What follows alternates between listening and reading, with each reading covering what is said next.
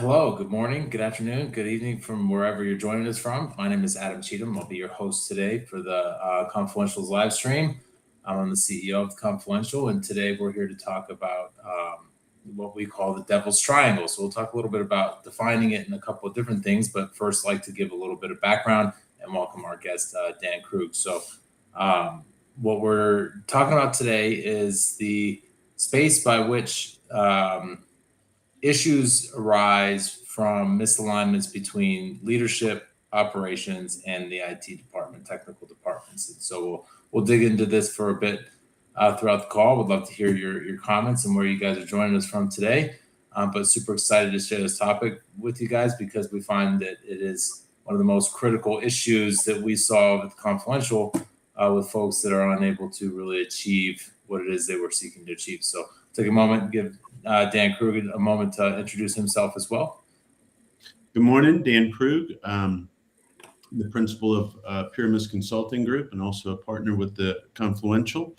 I spent almost 30 years in industry, 20 of it in the steel industry, some of that time in operations, some of it in HR, and some of it leading IT. So I've got perspective as a technology user, a person interested in integrating technology and operations for improvement, and someone who's led technology.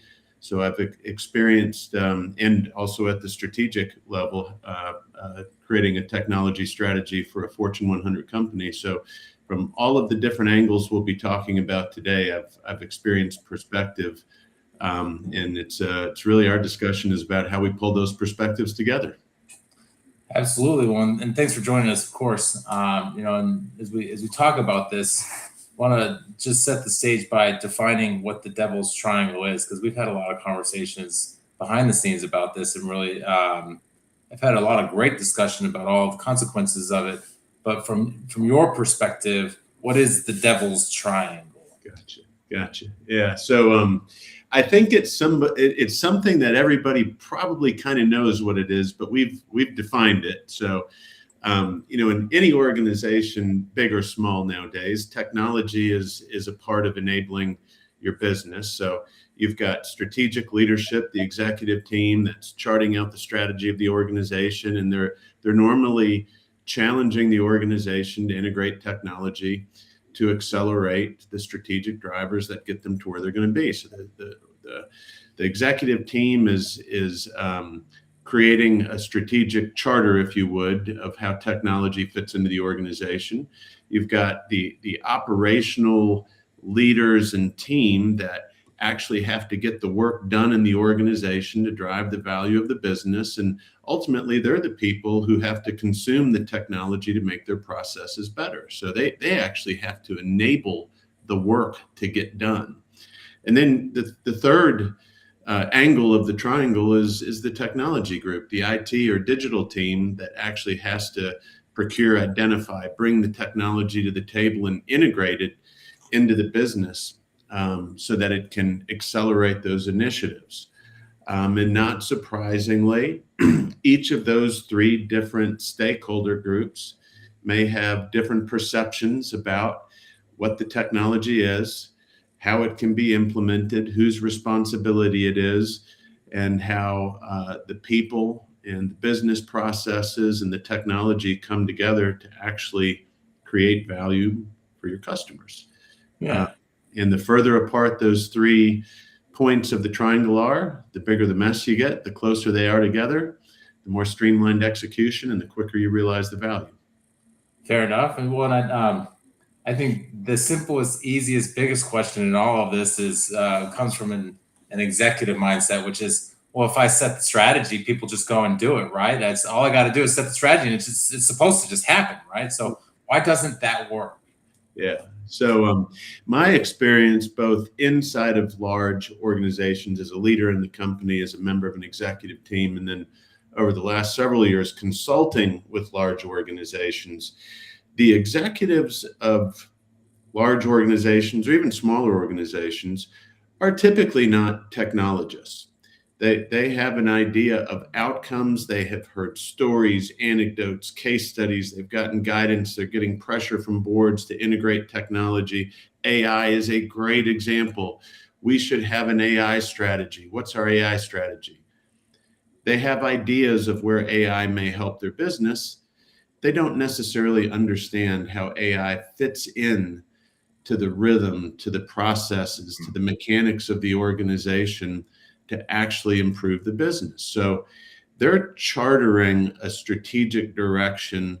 They're asking for an acceleration based on what's happening in the broader environment without really understanding the specifics of what drives it. A lot of times executives will have come up through the business. They'll understand the core operations. If it's a bank, they understand finance. If it's a metals company, they understand how you get hot metal.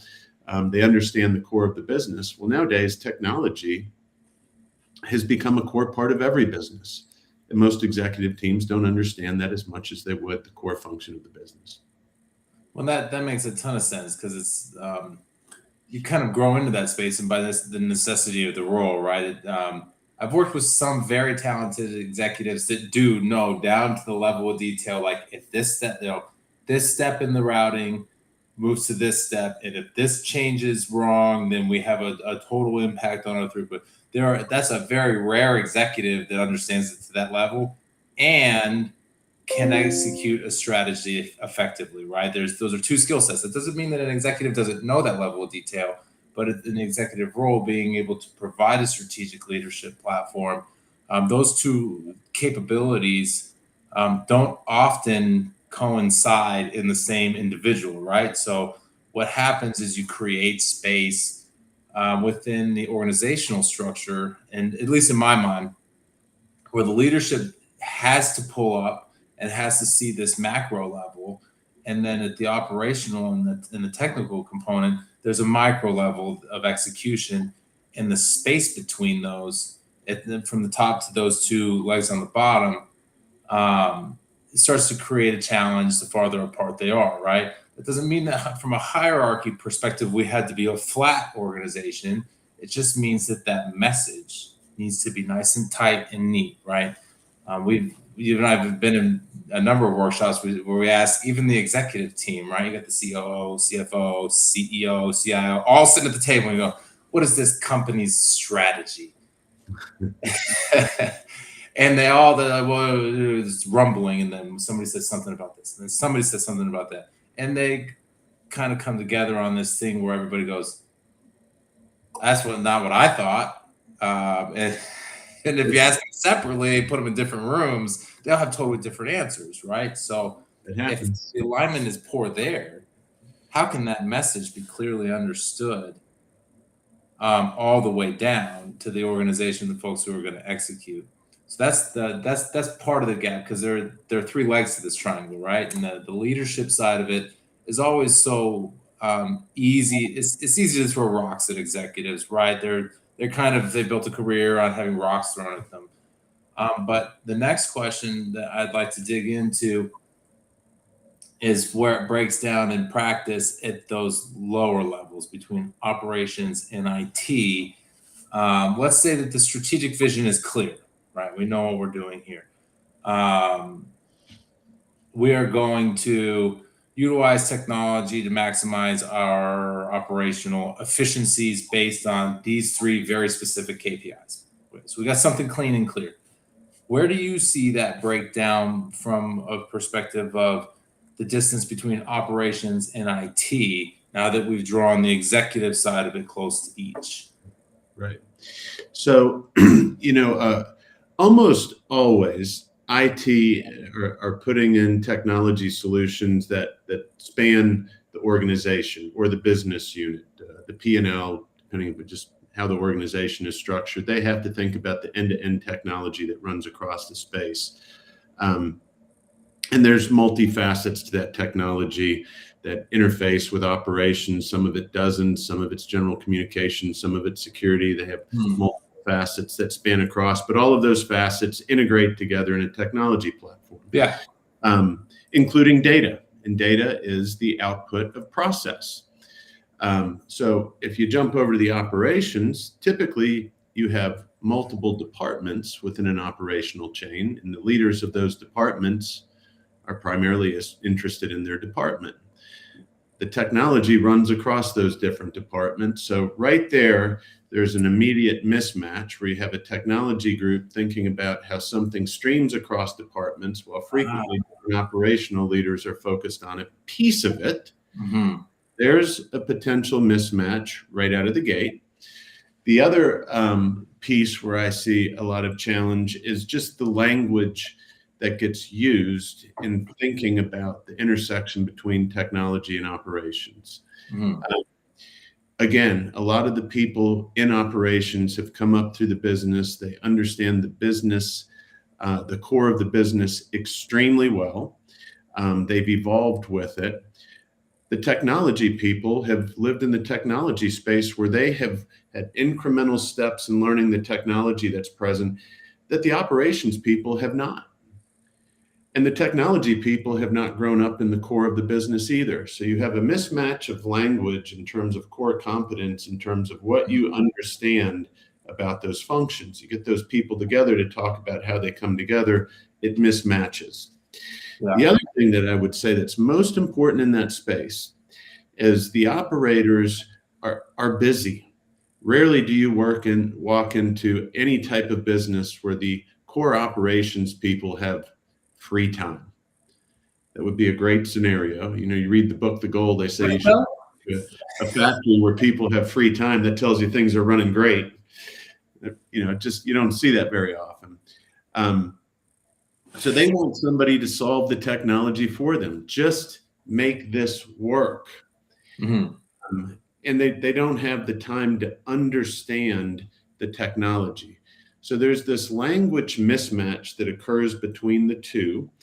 And as you're trying to match business process with the technology, frequently there's frustration that happens in that space. The frustration grows, and you really see the triangle, the angles of that triangle move further apart. So one, you've got a scope that could be different in terms of what they're responsible for. And then their historical perspectives lead to languages that really don't match very well against the value drivers that they share. I think you make three great points in that, and I'm going to try to remember them all together as I kind of summarize what you said there. Because the first, I think, is a fantastic observation where IT kind of has this space where I have my technology, I have my ecosystem to operate in, and I got one thing to worry about that spans all of these operational centers, right? So we got sales, finance, production, manufacturing, procurement, purchasing, whatever you want to call them, supply chain, warehousing. IT kind of has this overarching view. But operational perspective, people in the operations space have their siloed views. Like I know warehousing, that's what I know. I know production and manufacturing, that's what I know. I really don't care what's happening over in procurement. As long as I get my raw materials for production, I'm good to go. I don't need to know their process. That's their problem, not mine. So those silos, that's an interesting dichotomy in that the business is siloed and fractured, but IT has this responsibility for understanding the whole of it.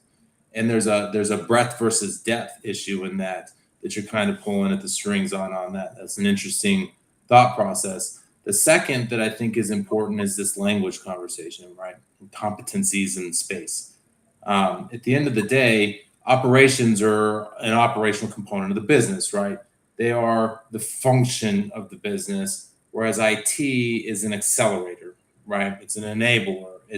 Can the business run without IT? Yeah, for the most part, most businesses can run without IT. I hate to say this because we're in a technical space, but for the most part, business can run without IT. Business can run without technology. People have been running businesses for thousands of years without IT, right? This is the IT department is, I'd say less than 40 years old as a standard in our small lifetime of doing business as a civilization. So that's possible. That doesn't mean that today they don't need to coexist, because if you're running a business without IT today, you are at a significant disadvantage and will find yourselves swallowed up by the industry. So I'm not at all trying to diminish the value there, but there's the engine and there's an enabler, right?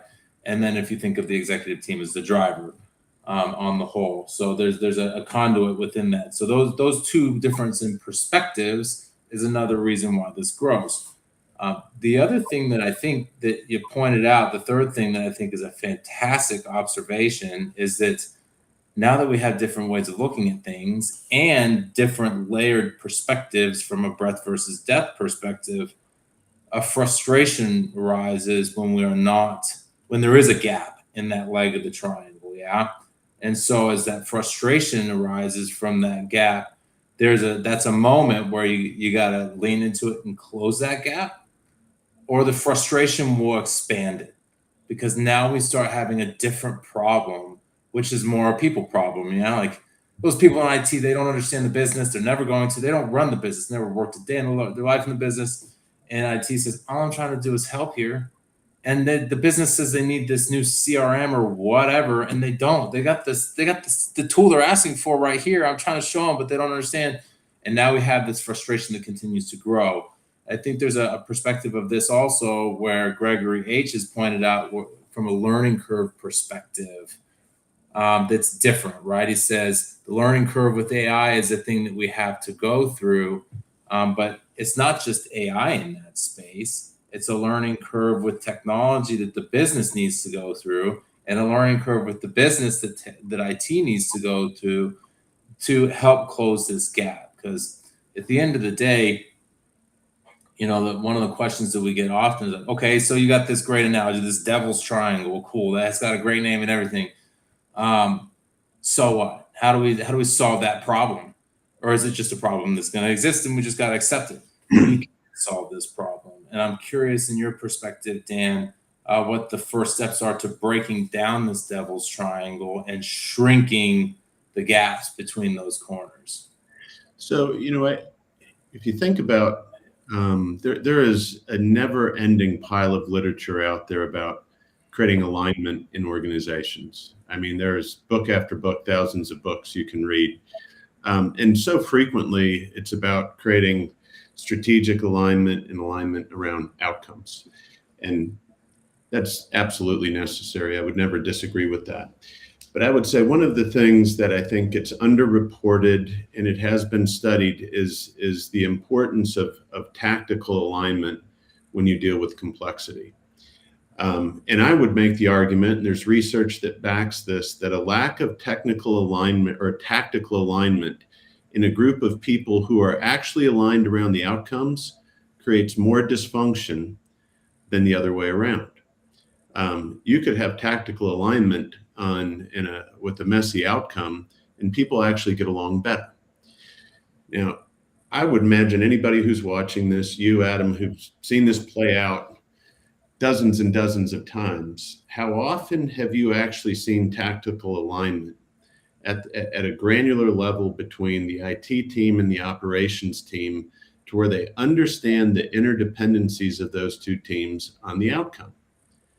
You rarely see it. The cleanest example that I can think of in that space, and I've spent time in this space and I do not enjoy it, is cleaning up your data platform. Why is it that we have three answers for how much we've produced last week? Yeah. Why do we have three examples? Well, it's not that you have an incompetent IT group. You have disparities in process between the operations, data, and how you stand it up. It's not an IT problem. It's not just an operations problem. It's a problem of interdependencies between those groups. I have seen examples of where the level of planning goes down to tactical alignment, to where both the IT and operational people can see exactly where the data is produced, where the disparities are, and then you can figure out what actually has to happen to clean that up. And most of the time, it's a royal pain in the butt to clean it up. There's a level of detail that nobody wants to deal with because there's bigger fish to fry until you need that data. So I actually think there is, a lack of sophistication in the planning processes that pull operations and IT together, to where they can actually see the interdependencies between the two. Most of the time when people see those interdependencies, they go, oh, I had no idea you needed to do that. I didn't recognize that needed to happen. That makes really good sense to me. Mm-hmm. The planning process you go to that visualizes this, that gets down to the level of granularity for people to actually see how the pieces and parts fit together to make the sausage, I think is missing in many organizations. Well, yeah, and I love that scenario. I was like, I didn't realize that. One of my favorite aha moments in process workshops is when you got this is part of why when you're doing major technology transformation, having the teams that are interdependent together doesn't matter if you're talking about one department's requirements. Having them all in the room while you're talking about just the one department is important because what happens? Let me walk you through how this goes. If you separate them out, you have finance says I need this, supply chain says I do this, and production says I do that, and then you get this extraordinary level of detail on all these workarounds that are built for finance to respond to what they're getting from procurement, production to respond to what they're getting from procurement, and you have these things that are reactions to somebody's process in procurement. Now, just using this as an example, and then you put them in a room, and then somebody in procurement says this is the way that we do this because finance wants it that way, and finance goes, what? We're like, well, you wanted that's why for years. Like, well, that was so how so and so wanted it. Now what I do is I take that garbage that you send me and I deconstruct it and I create this nice little neat thing. And they say, well, that's what I start with. And I spent 4 hours building you that thing. And then they're like, well, I spent 8 hours deconstructing it and trying to figure out all of it when we can just skip that 12 hours of work and I can send you the thing. Right, right. And that only happens when they see each other and they have that aha moment where it's like, you do this because of me? I do that because of you. And do we need to do this? And all of a sudden, literally the next day, they break that apart, they pull it apart, and then they just started saving 12 hours just by the sheer fact that you ran a workshop with them both in the room, right? Now, you can silo this out. That doesn't mean that it's unnecessary, that if you have busy teams, and it is what it is, but there's such a great moment in that when people realize how they're interconnected and what the consequences of that are. So that's one piece of it. But I think it's also important about using data in this scenario is data is like the one thing that connects all layers of the hierarchy. And the way that I like to think about it is you have a leadership team, whether it's management, senior management, executive management, who's using a series of KPIs to understand the health of the business. Those KPIs are being generated through data, and then IT is helping through the process evaluation, the facilitation process and technology that collects the data, and then generating the reports for this management. Those data layers go all the way down to the nittiest grittiest piece of detail. And if one of them is misconstrued, the KPI the management is looking at is misconstrued. But what's important about this is now those KPIs are dials that management is using to understand the health of the business and then reacts to it. So they're going to turn those dials. And then what happens to that data is they twist that dial. All of the strings that are connected to it, all those layers of data, they pull, right? And this is a visual analogy of it. There's no actual pulling, but it does impact those inputs and outputs now that change that. And if that data isn't consistently defined, that ripples all the way through the organization because now we're stomping on one pedal and we're not realizing, and we're trying to figure out why we're slowing down instead of going faster, right? And there's all of these things that come together, and I think that in this we have kind of a concept that's worth thinking about, which is how can technology make this problem worse? You know, we've got the question of AI in here. We've got the thoughts on how IT operations fits into the conversation. But how can technology, in your opinion, make this space within the Devil's Triangle greater? Make it better. Or No, the space bigger. as in create a bigger problem. Okay. Well, yeah. So, and before I answer that, I have to jump onto one of the things as you were going down this path. If you think about the triangle and the different pieces of it, you think about how most organizations tackle the triangle, even if they don't call it that. As you're standing up an ERP or integrating AI workflows, you have a project management group, and then you almost always have a separate change management group. Mm-hmm. Two are rarely integrated together. So you have this one group that is tactically running the project, the other that is working on alignment of outcomes and training and communication. They're not aligned. And frequently, the project management group is working in a hub and spoke environment that doesn't pull the tactics together. And then you have this group that's accelerating communications, and oftentimes actually makes it worse. And you're undoing all of the communication that's happening because that's their job, is we have to communicate.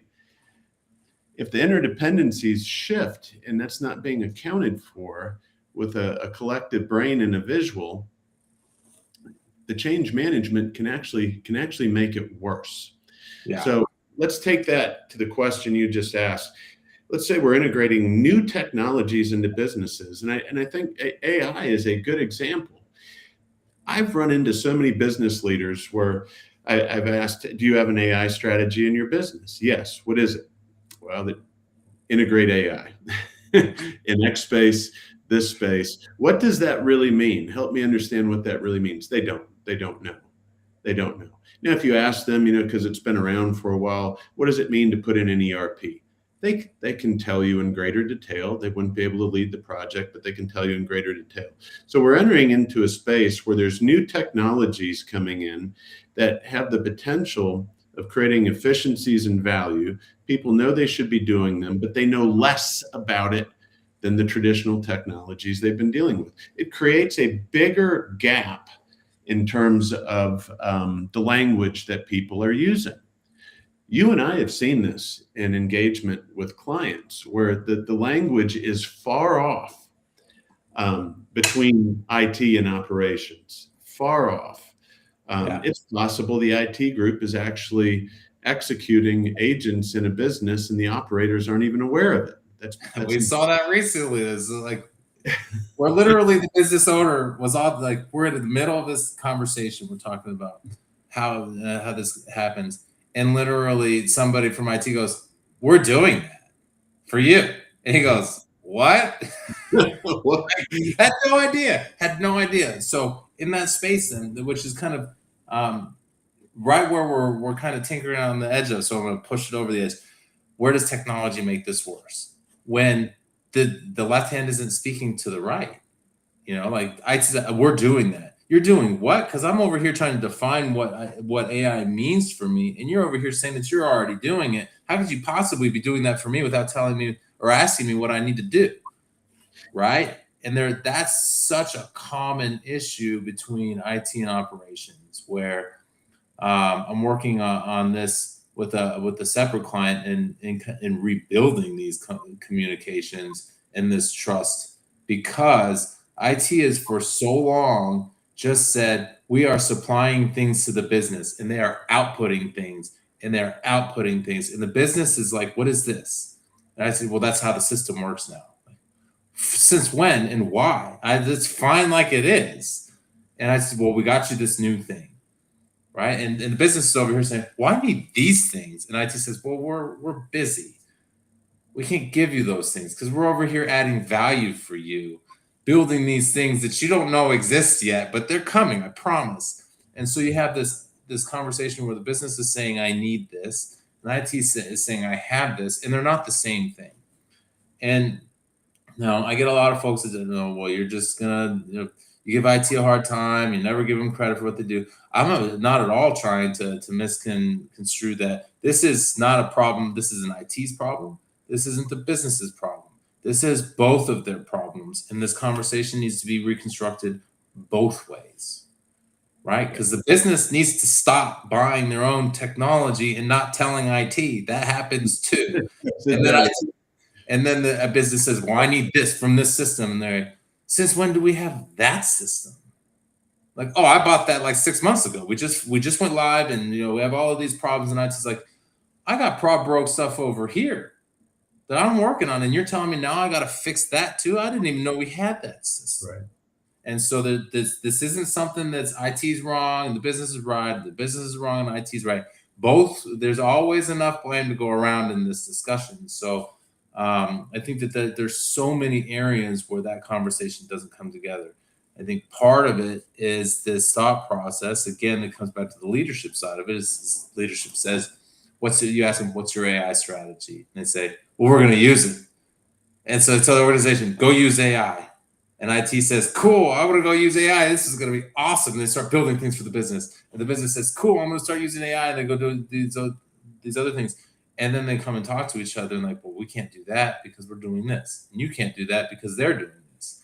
And now we have a mess that's created from a poorly articulated strategy. So lots of case studies on that thread for sure. Well, I can say there's no malintent here. I remember as an operator and a user of technology, I would get frustrated with the IT group. Why can't we fix this? Why can't we do that? Well, then I got pulled into IT and began leading it, and I began to learn why. And I was like, oh, that's very helpful to understand. That's a legitimate reason people aren't connected on it. The other thing I think in this space, where the technology can make it worse, this idea of whether it's consultants or IT groups saying we're creating end-to-end solutions. Okay, there may be value in end-to-end solutions, and most businesses do require an ERP. When you're doing the end-to-end solutions, again, you're getting a technology solution that spans the business when people are oftentimes focused on their own. There are frequently opportunities to integrate technology that is not end-to-end, that significantly improves components of the operations that can be streamed together in a simpler way. But of course, there are people who would like to sell you end-to-end. You and I are both very aware of a situation where somebody is telling a client, we can handle this for you end to end. We can be domain experts for you in this space end to end. And don't worry about it. We got this. It sounds easy. It's one throat to choke. Well, it's not, unless you want to give ownership to a consultant or to somebody who doesn't own the process. They don't own the process.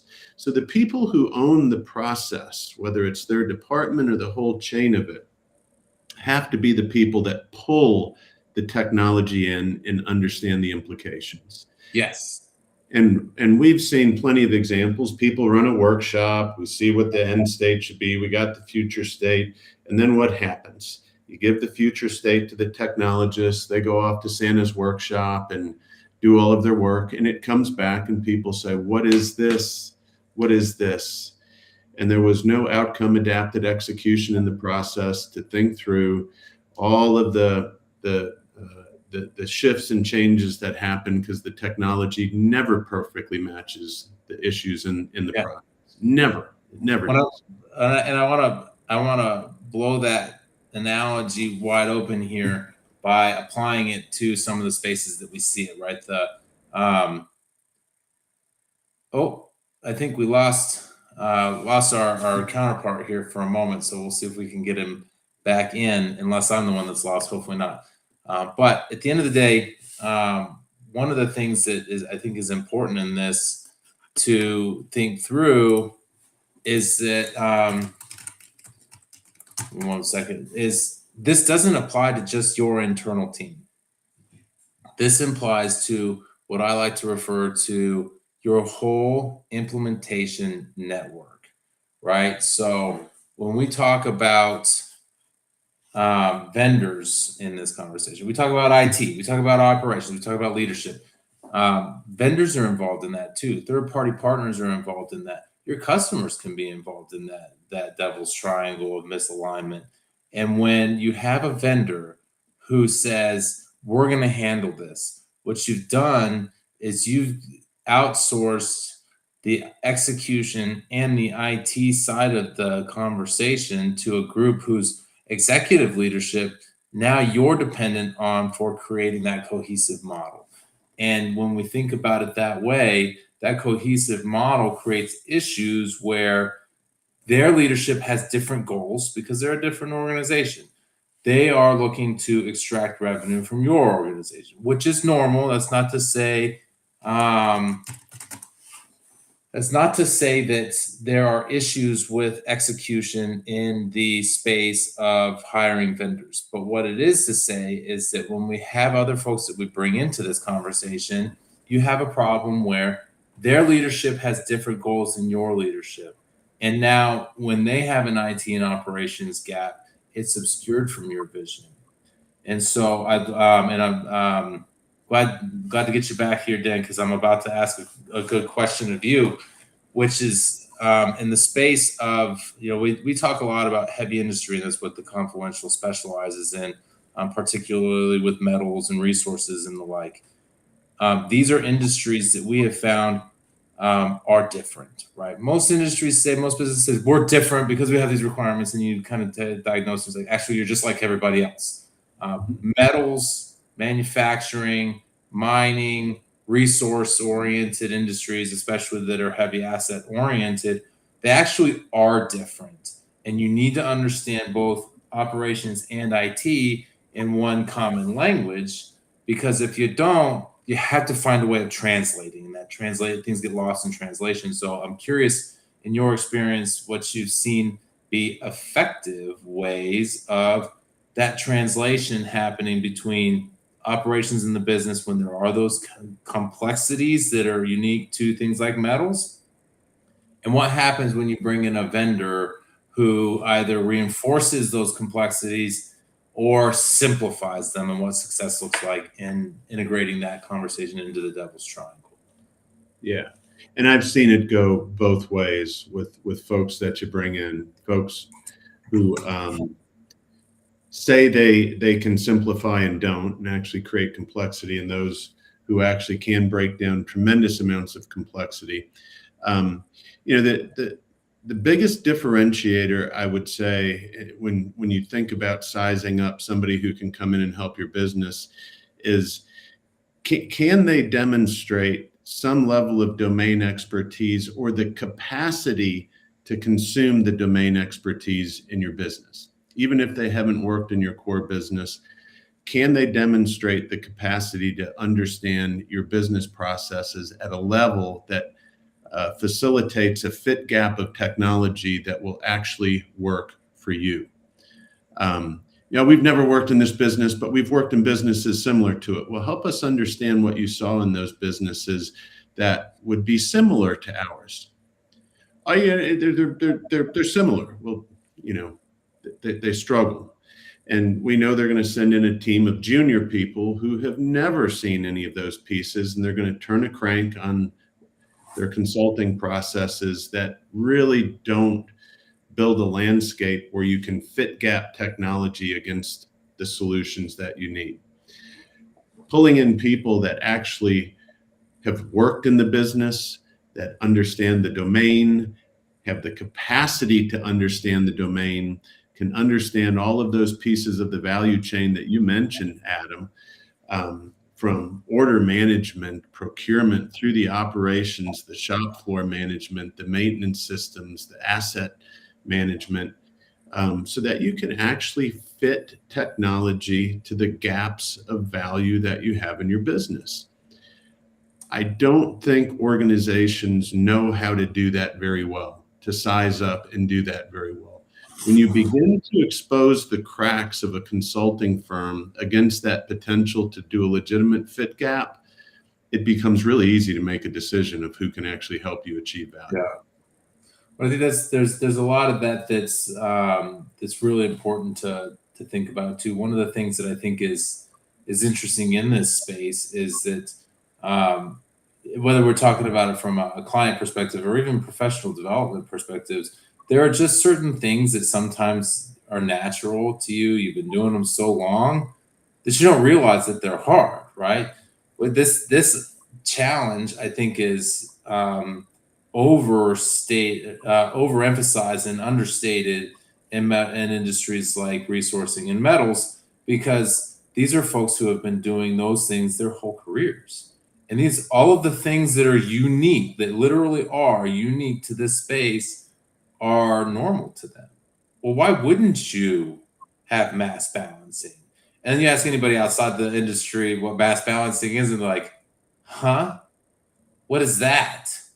And then you start talking to vendors and they're like, oh, yeah, we can do that. And it's like, okay, so let's break this down on what we actually mean by mass balancing. And then all of a sudden people go, oh, oh no, we can't do that. Now that I connect it. But the problem here is that most of the time you don't have somebody who can articulate why that's different. Identify what is different by having seen it from outside industries and saying, this is, you do this different. You don't think so because it's normal to you, but this is different. And we need to make sure that we can cover that, because we don't need you to find out how different that is when you're 6 months into a multi-million-dollar implementation and be like, well, now what do we do? Will we start over? No, because we're 6 months in. Like, hey, we can't do that. Now we're screwed, right? So in that space, there's a lot of that. And I think that this kind of speaks to Mick's question on how do you translate business requirements into technical requirements. And this is one of those operations to technology translations that is almost like, if you throw in the concept of an industry that does have natural complexities to it, be, mining, metals, resourcing, and the like, you have a dialect issue now. This is like trying to take somebody from Boston and have somebody who understands English as a second language from like China and say, now tell me what that person just said. And they're like, huh? I don't know. They're not speaking English. I don't know that language. And they're like, actually, it is English. You just don't know it because it's a dialect, right? And I'm not picking on Boston or anything like that. I don't know why they came to mind at the moment. But the thought process really truly is a translation, and having Yes. somebody who can do that is so important, especially when in an industry like heavy, in industries like heavy manufacturing, that those are particular, and knowing where and why, because that's where technology operation gaps can become challenging internally. And then when you pull in external vendors, you start to push them apart, and that frustration grows and it pushes them apart even further. And it doesn't, just by sheer pushing those apart, they start to diverge from the strategic alignment that you created to start with, because now we're frustrated. Now we have miscommunication, mistranslations. And I don't even know if what I think I know about that strategy applies, because I'm learning so much about what language I don't know. How do I know that it's aligned with that? So there's a good bit of that in my mind is a part of the challenge. And I'd like to hear your thoughts on that little monologue. Well, I think, when you're pulling a team of people together to lead a technology initiative, I think one of the primary criteria is their ability to connect on a common language that drives value in the business. And you're never going to have within the devil's triangle or the resources that are working in it people who speak the exact same language. But you can construct that in a way that gives them the best opportunity to do so, learn from each other, and tighten that triangle. The idea of, are we setting up our teams to where we can achieve tactical alignment faster? I'm rarely part of selection processes or integration plans or setting up the project where people are talking about that as a criteria. Or even within an organization, when you talk about the devil's triangle, are we setting up our teams in a way that allow for tactical alignment between these different groups? It should be a driving criteria, and it's a space that we operate in to help people make those choices, to improve the chances that those conversations do align, that the language is connected. And I'll give a couple examples, from my experience in the metal space. Costing products in the metal space is different than in very discrete manufacturing. where you're making shoes or something like that. Product tracking and visibility so that you can stand up the visibility of a product to a customer. Very, very different than if you're manufacturing a car. If you go order a car, they can show you where you are in process. If you order, you go configure your car, you can see where it is. That's much harder to do in the metal space when you have 250,000 tons of liquid steel that are going into a whole bunch of different products. It's hard to track 1 ton of that steel while it's liquid. It's all mixed together with the rest of it. If you have no context of that language or the methodology of how you break that down into systems or processes that technology attaches to, the learning curve is very, very steep. So to me, if you're empowered to lead a technology integration, the most important thing you can do, 2 of them, is 1, get clear on outcomes, but then focus heavily on constructing a team of people that have the best opportunity to share language to achieve tactical alignment. And of course, there are ways that you set up your project management, your change management, which we call change intelligence, to facilitate that so that you can get there quicker. Yeah, when as you mentioned change intelligence, and I'm going to bite hard on that, and I want you to define the difference between change management and change intelligence for the audience. So, I've never seen a change management model that addresses tactical alignment. I've not seen that. I see a compelling vision. I see outcome alignment. I see celebrating wins. I see training. I see communications. I see all of these things. I see, cross-functional steering committees. But what that tells me is that the people who are engaged in the change are not deeply integrated into the actual mechanics of the work that has to happen.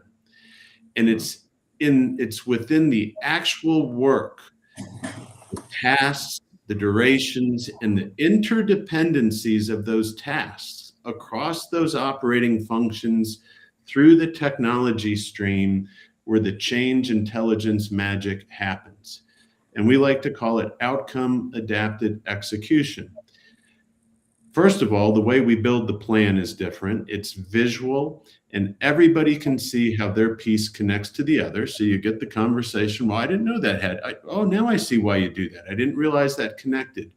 And then when you begin to execute the plan, the chances of it going 100% according to plan is 0%. That never happens. So how do you bring that group together to evaluate the changing dynamics and what that does to the interdependencies within that plan?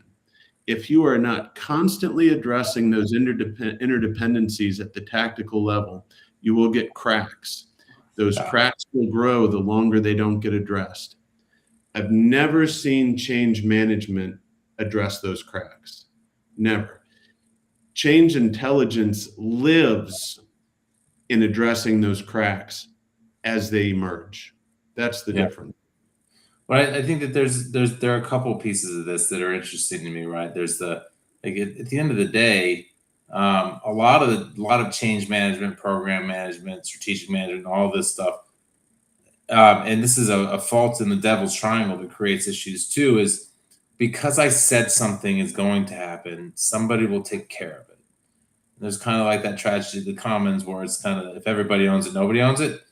But you're saying that somebody is going to do it. And therefore, because as a leader in this organization, I said somebody will do it, then somebody will do it. And that very rarely happens that way unless somebody takes ownership of it. Then that's the only way that the execution happens. So from a change intelligence perspective, having that ownership of the actual execution and the outcome of that execution is such a critical component in what we apply in our programs.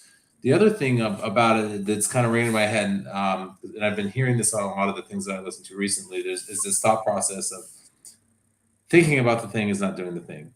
Planning to do the thing is not doing the thing. Reading about people who did the thing isn't doing the thing. Talking to people about how you're going to do the thing isn't doing the thing. Posting about it on the internet about what you're going to do when you do the thing isn't doing the thing. Planning on what happens after the thing isn't doing the thing. Only doing the thing is doing the thing, right?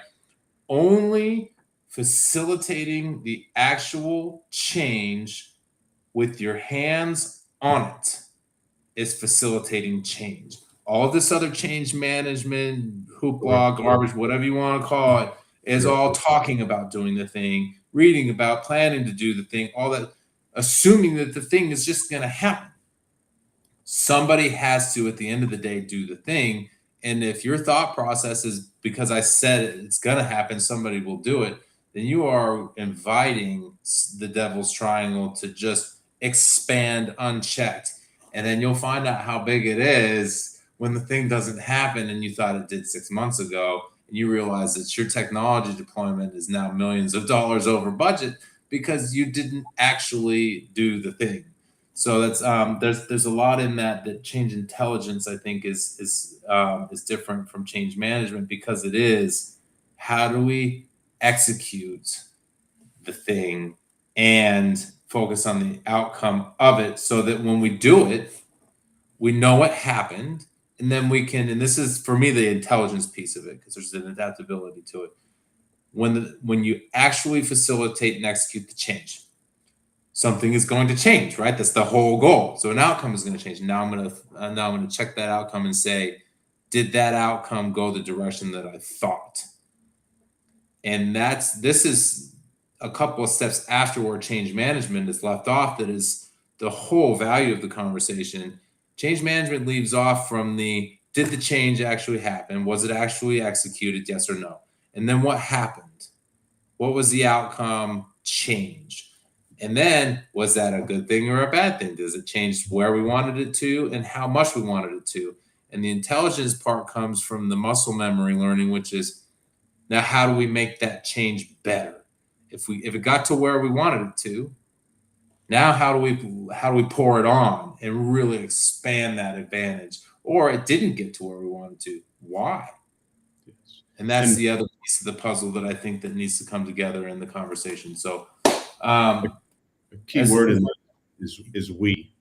Yes, that's a last thing I'll pile on there. Just very simply, if you look at a technology integration, and you have a project management office and a change management group, and it's not the same group, I would say that's a warning sign. That is a warning sign.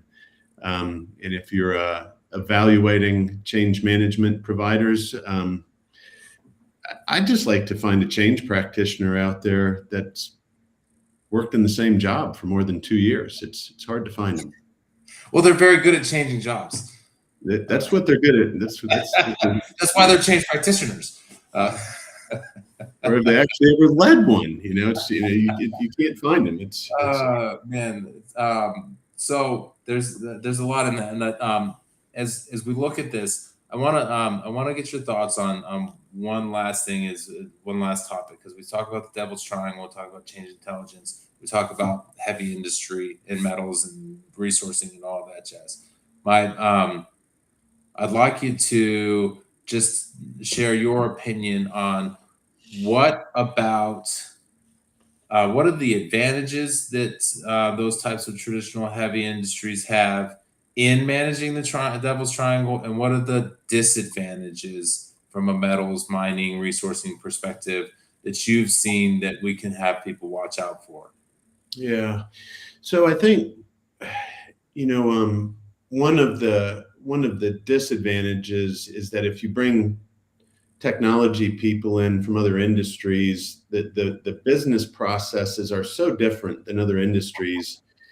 Out of the gate, the potential for a technologist coming into the metal space, some of those things I mentioned earlier in terms of the real value drivers and the complexity of the business processes are hard to plug into. Yeah, right? There's a significant learning curve because there's some real complexity in those processes. I do think because they are asset intensive businesses, the potential of the operators who understand those businesses so well actually migrating into kind of the OT space that can partner with IT. When you get that nice partnership of IT OT, which I see happening a lot, can really create a lot of synergy. And I think that's a real opportunity in the metal space, but that adds another element to the triangle that you got to manage. I think that's a fantastic scenario, and one of the examples that we even saw recently. I was on a phone call with a vendor talking about software selection. This is for a recent mining client of mine that we're talking about, and somebody goes, "Well, we got to scope out your project. We got to talk about the production workbench and the shop floor and this, that, and the other." And somebody who actually has experience with this comes from the back of the room and goes, "They don't need any of that. They're a mining organization. There's no production floor. There is no series of work orders. This is that they are going to mine and they are going to turn the mine on. It's either going to be on or it's going to be off." So this whole concept of bombs, routings, recipes, whatever doesn't exist in this space, so we don't need to scope that in. And the guy that was kind of gearing up to show his level of experience and how much manufacturing they could offer was just absolutely dumbfounded with this thought process. Like, you don't need the shop floor workbench. Everybody needs that, right? But this is different. This is why we think that we're not that different, because it's always been this way. And then you talk to somebody who does it the way that everybody else does, and you notice that difference. So, want to wrap up here as we close out on that particular thought, because I think it's important to understand what industries are different and why it is the confluential focus is in heavy industries, metals, resourcing, and thank you for your time today as well. For those of you who listened in, thank you for your time listening today. Hope you have a wonderful weekend. If you have additional questions or challenges in the space, want to talk a little bit more, please feel free to reach out and DM us on LinkedIn or wherever you find us. Comment on here. Kyler always goes through and sorts through all the comments, whether or not they happen live or afterwards, to make sure that we are addressing everybody's thoughts and needs. So we'd love to continue to hear from you. So thanks for joining us, and have a weekend.